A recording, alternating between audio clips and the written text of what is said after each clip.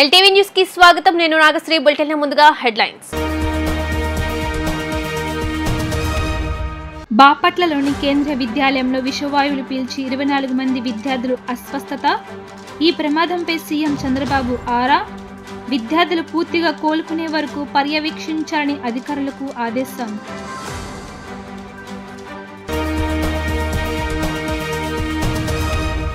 పర్యావరణ అటవీ మంత్రిత్వ శాఖలపై డిప్యూటీ సీఎం పవన్ కళ్యాణ్ సమీక్ష.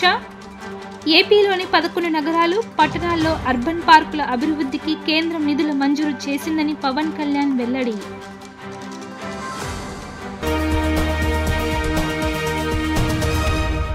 వైసీపీ అధినేత జగన్ పై తీవ్ర స్థాయిలో ధ్వజమెత్తిన హోంమంత్రి అనిత. జగన్ వ్యవహరిస్తున్న తీరు సవాళ్లపై పేలాలు ఏరుకున్నట్లుగా ఉందని ఆగ్రహం.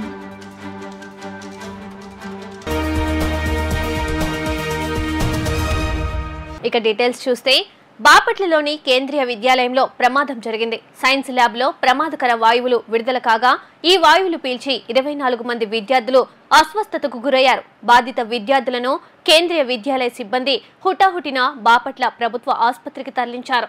విద్యార్థుల ప్రాణాలకేమీ ప్రమాదం లేదని వైద్యులు పేర్కొన్నారు. కాగా ఈ ఘటనపై ముఖ్యమంత్రి చంద్రబాబు ఆరా తీశారు. వైద్యులతో మాట్లాడి విద్యార్థుల ఆరోగ్య పరిస్థితిని అడిగి తెలుసుకున్నారు. పిల్లలకు ముప్పు లేదని వైద్యులు చంద్రబాబుకు తెలిపారు. విద్యార్థులు పూర్తిగా కోలుకునే వరకు పర్యవేక్షించాలని ఈ సందర్భంగా అధికారులకు చంద్రబాబు నిర్దేశించారు. ఒక అబ్బాయి కాఫీ పొడి అను టీ అదే సాల్ట్ ఇవన్నీ కలిపి అట్లా ఇసిరేసి ముప్పైకి అది వచ్చి ముక్కు మేము పడ్డది. వాంతి వస్తే ఇంకా కళ్ళు ఎదురు పడిపోతే తీసుకొచ్చారు క్లాస్ మొత్తం. ఏ క్లాస్ మీరు? 6th. మీ క్లాసేనా? అది ఎక్కడి నుంచి మామూలుగా ల్యాబ్ లో నుంచి తెచ్చారు లేకపోతే ల్యాబ్ ఇంటికాడ నుంచి తెచ్చారు. ఒకటి పీస్ లాంటిది తీసుకున్నాను, నాకు తెలియదు సరిగ్గా. ఆ స్మెల్ వల్ల ఫస్ట్ క్లాస్ లో స్మెల్ స్ప్రెడ్ అయిపోయింది. తర్వాత లంచ్ బ్రేక్ లో 2 అమ్మాయిలు ఫిట్స్ లాగా వచ్చేసింది. ఏపీలోని 11 నగరాలు, పట్టణాల్లో అర్బన్ పార్కుల అభివృద్ధికి కేంద్రం నిధులు మంజూరు చేసిందని డిప్యూటీ సీఎం పవన్ కళ్యాణ్ వెల్లడించారు. మున్సిపల్ కార్పొరేషన్లు, మున్సిపాలిటీల పరిధిలో నగర వనాలను నూతనంగా అభివృద్ధి చేసేందుకు తొలి విడతగా కేంద్ర పర్యావరణ అటవీ శాఖ 15.4 కోట్లను మంజూరు చేసిందని వివరించారు. పర్యావరణ అటవీ మంత్రిత్వ శాఖలపై పవన్ కళ్యాణ్ నేడు సమీక్ష నిర్వహించారు. తొలి విడత నిధులతో కర్నూలు, కడప, నెల్లిమర్ల, చిత్తూరు, శ్రీకాళహస్తి, తాడేపల్లిగూడెం, పెనుకొండ, కదిరి, పలాస, విశాఖపట్నం ప్రాంతాల్లో అర్బన్ పార్కులను అభివృద్ధి చేస్తామని పవన్ కళ్యాణ్ తెలిపారు. రాష్ట్రంలో 50% మేరకు పచ్చదనం ఉండాలని, ఇందులో భాగంగా అర్బన్ పార్కుల అభివృద్ధిపై ప్రత్యేక దృష్టి పెట్టాలని అధికారులకు నిర్దేశించారు. ఆగస్టు 30న రాష్ట్ర వ్యాప్తంగా నిర్వహించనున్న వన మహోత్సవాన్ని విజయవంతం చేసేలా చర్యలు తీసుకోవాలని, ఇందులో ప్రధానంగా యువత భాగస్వామ్యం ఉండేలా చూడాలని సూచించారు. వైసీపీ అధినేత జగన్ పై ఏపీ హోంమంత్రి అనిత తీవ్ర విమర్శలు గుప్పించారు. జగన్ వ్యవహరిస్తున్న తీరు శవాలపై పేలాలు ఏరుకుంటున్నట్టుగా ఉందని మండిపడ్డారు. మృతుల కుటుంబాల దగ్గరకు వెళ్లి నవ్వుతారని, క్షతగాత్రుల వద్దకు వెళ్లి సరదాలు చేస్తారని ఎద్దేవా చేశారు. అచ్యుతాపురం ఫార్మా కంపెనీ ప్రమాదం పరిహారంపై జగన్ మాట్లాడడం హాస్యాస్పదంగా ఉందని హోంమంత్రి అనిత అన్నారు. ఈ ప్రమాదంలో మృతి చెందిన 17 మంది మృతుల కుటుంబాలకు, 36 మంది క్షతగాత్రులకు ఆర్టీజీఎస్ ద్వారా పరిహారం పంపించినట్లు చెప్పారు. వైసీపీ హయాంలో చోటు చేసుకున్న పాలిమర్స్ ప్రమాదంలో 15 మంది మృతి చెందగా ఇప్పటికీ 3 మృతుల కుటుంబాలకు ₹1 కోటి చొప్పున పరిహారం అందలేదని దుయ్యబట్టారు. ఎల్జీ పాలిమర్స్ కంపెనీ వద్ద వైసీపీ ప్రభుత్వం తీసుకున్న 150 కోట్లు ఎవరి జేబుల్లోకి వెళ్లాయో చెప్పాలని డిమాండ్ చేశారు. రియాక్టర్లు పాడైనప్పుడు ఆయా సంస్థల యాజమాన్యాలు వెంటనే స్పందించి రిపేర్లు చేయిస్తే ప్రమాదాలు జరగవని, ఒక్కొక్క రియాక్టర్కు మరమ్మతులకు 10 లక్షల నుంచి ₹1 కోటి వరకు ఖర్చవుతుందని చెప్పారు. ప్రమాదాలు పునరావృతం కాకుండా రాష్ట్ర స్థాయిలో హైలెవెల్ కమిటీ వేస్తామని తెలిపారు. మాట్లాడితే ఎల్జీ పాలిమర్స్ గురించి మాట్లాడుతాం. అరే ఎల్జీ పాలిమర్ సంఘటన జరిగిన వెంటనే నేను వచ్చేసాను అన్నాను. అరే ఎల్జీ పాలిమర్ సంఘటన జరిగిన తర్వాత యాజమాన్యాన్ని ఎక్కడ పిలిపించుకున్నావు? నువ్వు సీన్ లోకి అసలు వెళ్ళేవా? ఎల్జీ పాలిమర్ సంఘటన జరిగిన ప్లేస్ లోకి జగన్మోహన్ రెడ్డి ఆ రోజు వెళ్ళాడా? అసలు మీరు ఒకసారి ఆలోచన చేయండి. జగన్మోహన్ రెడ్డి కనీసం ఆ ప్లేస్ లోకి వెళ్లకుండా ఎక్కడో హాస్పిటల్లో ఉన్న బాధితులను పరామర్శించి బయటకు వచ్చేసి యాక్చువల్ గా చనిపోయింది 15 మంది, స్పాట్ లో చనిపోయింది 12 మంది, 3 రోజుల తర్వాత ఒక 3 చనిపోయారు. 15 మందికి ₹1 కోటి పరిహారం అందజేసి ఆ లాస్ట్ లో చనిపోయిన ముగ్గురికి కూడా ఈ రోజుకి కూడా ₹1 అందలేదు తెలుసా మీకు? ఏదైతే కాంపెన్సేషన్ ₹1 అనౌన్స్ చేశారో చాలా మందికి ఆ మృతులకి కూడా ఈ రోజుకి కూడా కాంపెన్సేషన్ అందలేదు. 5 సంవత్సరాల పైన అయిపోయింది ఈ రోజుకి. మళ్ళా పైగా గాయపడిన వాళ్ళ గురించి, తీవ్రంగా గాయపడిన వాళ్ళ గురించి మాట్లాడతాడు. నా దగ్గర ఒక వీడియో కూడా ఉంది, మీరు చూస్తే ఇప్పుడు చేసేది ఒకటి మాట్లాడేది ఒకటి ఉంటుంది. అప్పుడు మాట్లాడితే అతని నోట్ నుంచే 25,000, 10,000, తీవ్రంగా గాయపడిన వాళ్ళకి 25,000 అంట, మామూలుగా గాయపడిన వాళ్ళకి 10,000 అంట.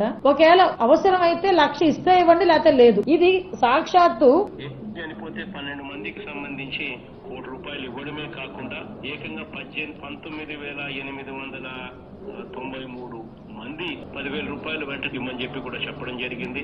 వాళ్ళు ప్రైమరీ ట్రీట్మెంట్ తీసుకున్నా కూడా వాళ్ళకు ఒక్కొక్కరికి ₹25,000 ఖచ్చితంగా ఇవ్వమని చెప్పి కూడా చెప్పడం జరిగింది. ఇది మేము మాట్లాడింది కదా, సాక్షాత్తు అప్పుడు సీఎం గా ఉన్న వ్యక్తి జగన్మోహన్ రెడ్డి గారు మాట్లాడిన మాట. అంటే ఇతను కాంపెన్సేషన్స్ గురించి, ధర్నాల గురించి మాట్లాడతారు. తర్వాత ఏమైంది, ఎల్జీ పాలిమర్స్ కి సంబంధించి వాళ్ళ ఇన్సూరెన్స్ అమౌంట్ 150 కోట్లు. ఆ 150 కోట్లు ఎక్కడికి వెళ్ళినాయో, ఎవరి జేబుల్లోకి వెళ్ళినాయో ఎవరికి మనకే తెలియాలి. ఇంకొకటి, ఇమీడియట్ గా సూపర్ స్పెషాలిటీ హాస్పిటల్ అక్కడ కట్టేస్తానని చెప్పి ఒక పాడుపడిపోయిన ఒక స్కూల్ బిల్డింగ్ కూడా తీసుకొని దానికి ₹50 కోట్లు తీసుకొని 2 నెలల తర్వాత ఆ బోర్డు తిరగేసేసి ఇప్పటికీ కూడా అక్కడ హాస్పిటల్ లేదు, ఏమీ లేదు. ఇంతకు ముందు ఆ స్కూల్ లా అని చూపించిన అది అలానే ఉంది. ఇదిగో అది ఏదో కాదు, నేను విత్ ప్రూఫ్ చూపిస్తాను. ఇది ఓల్డ్ స్కూల్ బిల్డింగ్ ని తీసుకొచ్చి హాస్పిటల్ కింద కన్వర్ట్ చేస్తున్నామని 2 బోర్డులు పెట్టి సూపర్ స్పెషాలిటీ హాస్పిటల్ అని ₹50 కోట్లు, లిటరల్లీ ₹50 కోట్లు తీసుకొని ఈ రోజుకి కూడా అక్కడ హాస్పిటల్ లేదు. వీళ్ళు నైతికత గురించి, అదే విధంగా కాంపెన్సేషన్స్ గురించి కూడా మాట్లాడతారు. ఆంధ్రప్రదేశ్ లోని మెడికల్ కాలేజీలో ఖాళీల భర్తీకి ప్రభుత్వం చర్యలు చేపట్టింది. మెడికల్ కాలేజీలో ఖాళీగా ఉన్న 488 అసిస్టెంట్ ప్రొఫెసర్ పోస్టుల నియామకానికి నోటిఫికేషన్ జారీ చేసింది. దరఖాస్తు ప్రక్రియ ఇప్పటికే ప్రారంభం కాగా వచ్చే నెల 9తో గడువు ముగియనుందని, ఆసక్తి, అర్హత కలిగిన అభ్యర్థులు ఆన్లైన్లో దరఖాస్తు చేసుకోవాలని అధికారులు సూచించారు. ఈ మేరకు AP medical services recruitment board member secretary వివరాలు వెల్లడించారు. బ్రాడ్, సూపర్ స్పెషాలిటీ విభాగాలలో ఈ ఖాళీలు ఉన్నాయని, డైరెక్ట్ లేటరల్ ఎంట్రీ ద్వారా భర్తీ చేపట్టనున్నట్లు వివరించారు. ఈ నియామకాలను శాశ్వత ప్రాతిపాదికన చేపడుతున్నట్లు తెలిపారు. పూర్తి వివరాల కోసం అధికారిక వెబ్సైట్ను సంప్రదించాలని అభ్యర్థులకు సూచించారు.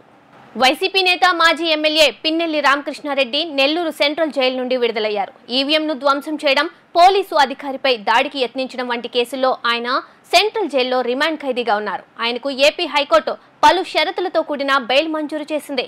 ఈ నేపథ్యంలో ఆయన జైలు నుండి విడుదలయ్యారు. జైలు నుండి బయటకు వచ్చిన వెంటనే హడావుడిగా తన వాహనంలో ఆయన మాచర్లకు బయలుదేరారు. మరోవైపు పిన్నెల్లి విడుదలవుతున్న సందర్భంగా ఆయనకు స్వాగతం పలికేందుకు మాజీ మంత్రులు కాకాని గోవర్ధన్ రెడ్డి, అనిల్ కుమార్ యాదవ్లు జైలు వద్దకు వెళ్లారు. నువ్వే ఆ రోజు ఆలోచన చేయాల్సినటువంటి పరిస్థితి ఏర్పడుతుంది, పశ్చాత్తాపడాల్సినటువంటి పరిస్థితులు ఏర్పడతాయి.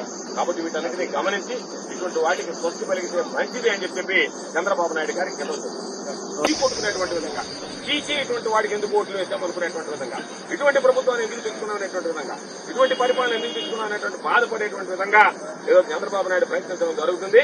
కాబట్టి మరలా చెప్తున్నాం, కేసులకి, అరెస్టులకి, జైళ్లకి భయపడేటువంటి వ్యక్తులం కాదు. నీ మీద నువ్వు చేసినటువంటి తప్పిదాలను ఎప్పటికప్పుడు ఎండగడతాం. నువ్వు ఏ విధంగా ప్రవర్తించినా సరే అధికారం నీ చేతిలో ఉంది కదా అని ఎవరి మీద కేసులు పెట్టడానికి ప్రయత్నించినా, ఎవరి మీద కక్ష వెంపులకు పెట్టుకున్నా సరే ధైర్యంగా ఎదుర్కొనేటువంటి మనోధైర్యం మా నాయకుడు మాకు ప్రసాదించాడు. నేషనల్ కాన్ఫరెన్స్ జమ్మూ కాశ్మీర్ కు ప్రత్యేక జెండాను ఏర్పాటు చేసిందని, ఆ జెండాకు కాంగ్రెస్ పార్టీ రాహుల్ గాంధీ మద్దతు ఇస్తున్నారా లేదా అనేది స్పష్టం చేయాలని అనపర్తి బీజేపీ ఎమ్మెల్యే నల్లమిల్లి రామకృష్ణారెడ్డి అన్నారు. జమ్మూ కాశ్మీర్ ను తిరిగి మళ్లీ అశాంతి, తీవ్రవాద యుగానికి నెట్టుతోందా అనే దానికి జవాబు చెప్పాలని ఆయన పేర్కొన్నారు. సీతారాంపురంలోని బీజేపీ రాష్ట్ర కార్యాలయంలో అనపర్తి ఎమ్మెల్యే నల్లమిల్లి రామకృష్ణారెడ్డి విలేకరుల సమావేశం నిర్వహించారు. సమావేశంలో ఆయన మాట్లాడుతూ నేషనల్ కాన్ఫరెన్స్ జమ్మూ కాశ్మీర్కు ప్రత్యేక జెండాను ఏర్పాటు చేసిందని, ఆ జెండాకు కాంగ్రెస్ పార్టీ రాహుల్ గాంధీ మద్దతు ఇస్తున్నారా లేదా అనేది స్పష్టం చేయాలన్నారు. ఆర్టికల్ 370, ఆర్టికల్ 35A పునరుద్ధరణ నిర్ణయానికి మద్దతు ఇస్తున్నారా, జమ్మూ కాశ్మీర్ను తిరిగి మళ్లీ అశాంతి, తీవ్రవాద యుగానికి నెట్టుతుందా అనే దానికి జవాబు చెప్పాలన్నారు. కాశ్మీర్లో ఉన్న యువతతో చర్చలు జరపడం కాకుండా పాకిస్తాన్లో ఉన్న యువతతో చర్చలు జరపడం ద్వారా మరలా వేర్పాటు వాదాన్ని ప్రోత్సహించాలనే ఉద్దేశంతో ఉన్న నేషనల్ కాన్ఫరెన్స్ విధానాలను కాంగ్రెస్ సమర్థిస్తుందా అని ప్రశ్నించారు. శాసనసభ్యులు, పార్లమెంటు సభ్యులు ఎవరైతే ఉన్నారో వారందరూ వారానికి ఒక్కొక్క నాయకుడు 2 రోజుల పాటు ఉదయం 11 గంటల నుంచి సాయంకాలం 4 గంటల వరకు భారతీయ జనతా పార్టీ కార్యాలయంలో మిగిలిన నాయకులతో పాటు అందుబాటులో ఉండి ప్రజల వద్ద నుంచి వచ్చే ఫిర్యాదులను స్వీకరించి వాటిని ప్రభుత్వం దగ్గరకు పంపించి వారికి న్యాయం జరిగేలాగా చెయ్యాలి అనేది ఉద్దేశంతో పనిచేయడం జరుగుతూ ఉంది. మరి దిలీప్ గారు ఈ కార్యక్రమానికి సమన్వయకర్తగా వ్యవహరిస్తూ ఉన్నారు. అదేవిధంగా ఇవాళ నేను ఈ ఫిర్యాదుల స్వీకరణ కార్యక్రమంలో పాల్గొనడం జరిగింది. నాతో పాటు విష్ణువర్ధన్ రెడ్డి గారు, కాకా సత్యనారాయణ గారు, అదేవిధంగా విల్సన్ గారు కూడా పార్టీ తరఫు నుంచి కార్యక్రమంలో పాల్గొనడం జరిగింది. ముఖ్యంగా గత 5 సంవత్సరాలుగా ప్రైవేటు వ్యక్తులు కానీ ప్రభుత్వం ద్వారా కానీ అనేక చోట్ల ల్యాండ్ గ్రాబింగ్ జరిగింది. ముఖ్యంగా అనేక మంది స్థలాలను కబ్జా చేయడం ద్వారా ప్రజలు ఆస్తులు కోల్పోయే పరిస్థితి వచ్చింది. దానిపైన ప్రధానమైన విన్నపాలు రావడం జరుగుతూ ఉంది. అదేవిధంగా ఆరోగ్యానికి సంబంధించి ముఖ్యమంత్రి సహాయ నిధి కోసం కానీ లేకపోతే ఆసుపత్రుల దగ్గర నుంచి వైద్యం సహాయం కోసం కానీ ఎక్కువ సంఖ్యలో ఫిర్యాదులు ఈ 5-6 రోజులుగా రావడం జరిగింది. ముఖ్యంగా వీటినన్నింటినీ మరి పార్టీ రాష్ట్ర కార్యాలయంలో సార్ట్అవుట్ చేసి సంబంధిత శాఖలకు పంపించడమే కాకుండా అవసరమైన చోట ఎమ్మెల్యేలు కానీ ఎంపీలు కానీ వ్యక్తిగతంగా కూడా సచివాలయానికి కానీ సంబంధిత అధికారుల దగ్గర కానీ వెళ్ళి ఆ సమస్యల్ని పరిష్కారం చేసి ప్రజలకు ఏదైతే భారతీయ జనతా పార్టీ ప్రజలకి ప్రభుత్వానికి మధ్య వారధిగా నిలవాలని సంకల్పించిందో ఆ ఆశయం నెరవేర్చడానికి అందరం కృషి చేస్తామని ఈ సందర్భంగా తెలియజేస్తా ఉన్నాం. శ్రీకృష్ణ జన్మాష్టమి కారణంగా ఈ నెల 26వ తేదీ సోమవారం జిల్లాలో నిర్వహించాల్సిన ప్రజా సమస్యల పరిష్కార వేదికను రద్దు చేసినట్టు కలెక్టర్ జి సృజన ఓ ప్రకటనలో తెలిపారు. సెలవు రోజు కావడంతో ప్రజా సమస్యల పరిష్కార వేదిక కార్యక్రమాన్ని రద్దు చేశామని, అధికారులు అందుబాటులో ఉండరని, ఈ విషయాన్ని ప్రజలు గమనించాలని జిల్లా కలెక్టర్ సృజన సూచించారు. నల్ల చట్టాలకు కాంగ్రెస్ పార్టీ పూర్తిగా వ్యతిరేకమని నగర కాంగ్రెస్ అధ్యక్షుడు నరహరిశెట్టి నరసింహారావు అన్నారు. కేంద్ర ప్రభుత్వం తీసుకొచ్చిన అప్రజాస్వామిక 3 క్రిమినల్ చట్టాలను రద్దు చేయాలని కోరారు. అడ్వకేట్ జేఏసీ ఆధ్వర్యంలో విజయవాడ అలంకార్ వద్ద గల ధర్నా చౌక్ నందు జరిగిన న్యాయవాదుల ధర్నాలో కాంగ్రెస్ పార్టీ ఏఐసీసీ సభ్యులు, విజయవాడ నగర కాంగ్రెస్ అధ్యక్షులు నరహరిశెట్టి నరసింహారావు మాట్లాడారు. కేంద్ర ప్రభుత్వం తీసుకువచ్చిన అప్రజాస్వామిక 3 క్రిమినల్ చట్టాలను రద్దు చేయాలని కోరుతూ ఈ ధర్నా చేయడం జరిగిందన్నారు. ఈ చట్టాలకు కాంగ్రెస్ పార్టీ తరపున మేము పూర్తిగా వ్యతిరేకిస్తున్నామని, ప్రజా ప్రయోజనాల నిమిత్తం చేసే ప్రతి ధర్నాకు కాంగ్రెస్ పార్టీ మద్దతు ఉంటుందని ఆయన అన్నారు. ఇందులో కాంగ్రెస్ లీగల్ సెల్ సభ్యులతో పాటు సీనియర్ కాంగ్రెస్ నాయకులు, మాజీ లీగల్ సెల్ స్టేట్ ప్రెసిడెంట్ వి గురునాథం తదితర నాయకులు పాల్గొన్నారు. ప్రజాస్వామ్య హక్కుల్ని, రాజ్యాంగబద్ధమైన హక్కుల్ని కాంగ్రెస్ నిమగ్నమయ్యారు. 400 సీట్లు వస్తే అంబేద్కర్ గారు రాసినటువంటి భారత రాజ్యాంగాన్ని మార్చేస్తానని చెప్పినటువంటి ఆయనకు కావాల్సిన అధికారం, ప్రతిపక్షం ఉండాలనే ఆలోచన లేని వ్యక్తి. అలాంటి ఎంపీఆర్ ప్రధానిగా చేసినప్పుడు మమ్మల్ని ప్రతిపక్షం ఉండాలని కోరుకున్నారు. ప్రధానిగా ఇవాళ ఏం కోరుకుంటున్నారు? ప్రతిపక్షం అవసరం లేదు, పార్లమెంట్ లో చర్చ అవసరం లేదు. దాని పెద్దలు చెప్పారు, ఎన్నో రూల్స్ చర్చ లేకుండా అయిపోయింది. అలాంటి మంది కూడా సరైనటువంటి లా కమిషన్ తో చర్చించడం కానీ, లేదా బార్ కౌన్సిల్ ఆఫ్ ఇండియా సభ్యులతో చైర్మన్తో చర్చించడం కానీ, లేదా రాష్ట్రంలో ఉన్నటువంటి బార్ అసోసియేషన్ తో చర్చించడం కానీ, లేదా బార్ కౌన్సిల్స్ ఏదైతే ఉన్నాయి స్టేట్ లో ఆ చైర్మన్ మెంబర్స్ తో చర్చించడం కానీ ఏమీ లేకుండా ప్రజాస్వామ్యానికి వ్యతిరేకంగా ఎవరైతే ఆగర్భ నిబంధనలు ఉన్నారో వారికి ప్రకాశం బ్యారేజ్ వద్ద కృష్ణానది వరద ప్రవాహం కొనసాగుతోంది. శనివారం సాయంత్రం 6 గంటలకు ఎగువ నుండి 38,920 క్యూసెక్కుల వరద రాగా 30 గేట్లను 1 అడుగు మేర ఎత్తారు. సముద్రంలోకి 21,900 క్యూసెక్కులు విడుదల చేశారు. ఉదయం 9 గంటల నుండి మధ్యాహ్నం 12 గంటల మధ్య వరద తగ్గింది. దాంతో 25 గేట్లను 1 అడుగు మేర ఎత్తారు. మళ్లీ పెరగడంతో మధ్యాహ్నం నుండి మరో 5 గేట్లను వెరసి మొత్తం 30 గేట్లను ఎత్తారు. కృష్ణా డెల్టాలోని పంట కాలువలకు 17,020 క్యూసెక్కులు ఇస్తున్నారు. కృష్ణా తూర్పు ప్రధాన కాలువకు 9,416, కృష్ణా పశ్చిమ ప్రధాన కాలువకు 7,508, గుంటూరు ఛానల్కు 96 క్యూసెక్కుల చొప్పున సరఫరా చేస్తున్నారు. తెలంగాణ ఆంధ్ర సరిహద్దులో వర్షాలు కురుస్తున్న కారణంగా వాగులు వంకల ద్వారా వరద నీరు కృష్ణానదిలోకి చేరుతుంది. బ్యారేజీ ఎగువన 44,330 క్యూసెక్కుల ప్రవాహం ఉంది. పులిచింతల నుండి 31,056, పాలేరు నుండి 2,906, మున్నేరు కీసర్ నుండి 10,360 క్యూసెక్కుల మేర ప్రవాహం కొనసాగుతోంది. వార్తలు ముగించే ముందు హెడ్లైన్స్ మరోసారి. బాపట్లలోని కేంద్రీయ విద్యాలయంలో విషవాయువులు పీల్చి 24 మంది విద్యార్థులు అస్వస్థత. ఈ ప్రమాదంపై సీఎం చంద్రబాబు ఆరా. విద్యార్థులు పూర్తిగా కోలుకునే వరకు పర్యవేక్షించాలని అధికారులకు ఆదేశం.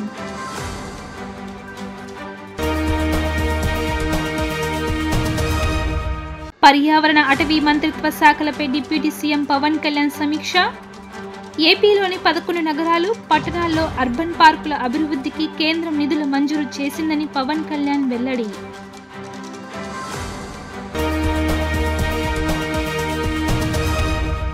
వైసీపీ అధినేత జగన్ పై తీవ్ర స్థాయిలో ధ్వజమెత్తిన హోంమంత్రి అనిత. జగన్ వ్యవహరిస్తున్న తీరు సవాళ్లపై పేలాలు ఏరుకున్నట్లుగా ఉందని ఆగ్రహం.